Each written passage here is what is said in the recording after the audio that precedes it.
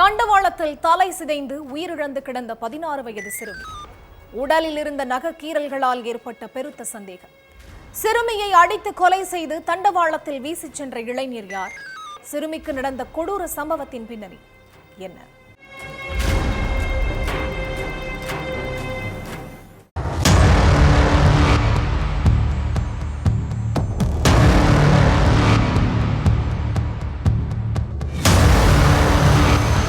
Railway தண்டவாளத்துல சிறுமி ஒருத்தவங்க தலை செதஞ்சு கிடக்கிறதா லோக்கல் போலீஸுக்கு தகவல் வந்திருக்கு.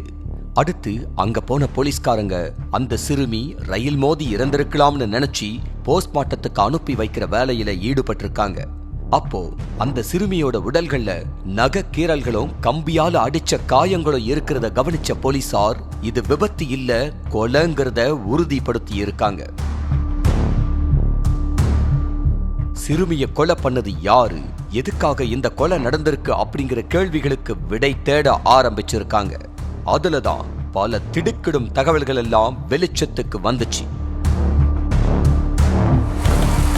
உத்தரப்பிரதேச மாநிலம் லக்னோவை சேர்ந்த 16 வயசு சிறுமிக்கு அதே ஏரியாவை சேர்ந்த 20 வயசான அன்ஷு கௌதங்கிற இளைஞர் இன்ஸ்டாகிராம் மூலமா அறிமுகமாக்கி இருக்கான். ஆரம்பத்துல நட்பு ரீதியா பேசி பழகிக்கிட்டு இருந்த 2 பேரும் நாளடைவுல காதலிக்க ஆரம்பிச்சிருக்காங்க. அடிக்கடி மீட்டிங் அவுட்டிங்னு போய் 2 பேரும் தங்களோட காதலை வளர்த்துக்கிட்டு வந்திருக்காங்க. சில சமயங்கள்ல 2 பேரும் பல இடங்களுக்கு போய் எல்லை மீறி பழகினதாகவும் சொல்லப்படுது. ஆனா ஒரு கட்டத்துக்கு மேல அன்ஷுவோட காதல் குறைஞ்சிட்டே வந்திருக்கு. தினமும் சிறுமி கிட்ட மணி கணக்குல பேசிக்கிட்டு இருந்த அன்ஷு கொஞ்சம் கொஞ்சமா குறைச்சி நிமிட கணக்குல பேசி இருக்கான். ஏன் இப்படி மாறிட்ட, என்னாச்சுன்னு சிறுமி கேட்டப்ப எனக்கு உன்னை பிடிக்கல, நாம லவ்வ பிரேக்கப் பண்ணிக்கலாம்னு சொல்லி இருக்கான் அன்ஷு.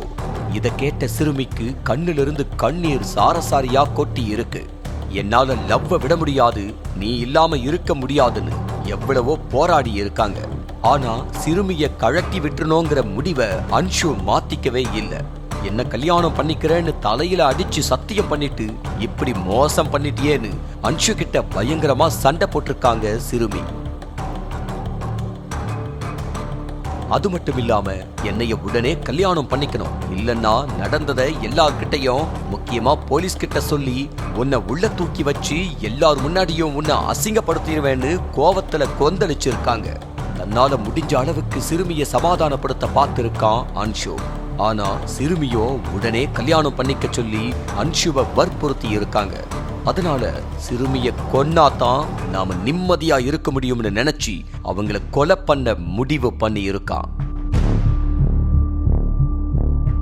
அதுக்கப்புறம் சிறுமி கிட்ட சமாதானம் பேசுற மாதிரி பேசி அவங்கள கார்ல வெளியில கூட்டிட்டு போன அன்ஷு அவங்கள காருக்குள்ள வச்சு கல்லால கொடூரமா தாக்கி துடிக்க துடிக்க கொன்னு இருக்கான்.